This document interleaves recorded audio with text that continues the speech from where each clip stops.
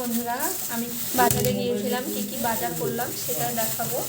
এই যে এখানে আমি বেগুন নিয়েছি, শীতের বেগুন। শীতের বেগুন কিন্তু অনেক মজা লাগে খেতে। আমি নিয়েছি এখানে প্রায় 1.5 কেজি বেগুন আমি নিয়েছি। তারপরে এই যে একটা পাতাকপি নিয়েছি। এই পাতাকপিটা কি দিয়ে রান্না করব অবশ্যই দেখবেন। খোলা রসুন নিয়েছি, কারণ রসুন আমি তরকারিতে বেটে দিই, এই জন্য আমি এই রসুনটা খোলা নিয়েছি, শুধু বেটে দিলে হয়ে যাবে। তারপরে দেখুন এই যে নতুন আলু নিয়েছি, এখানে 6 কেজি আলু আছে, নতুন আলু। এটা আর খুলে দেখালাম না।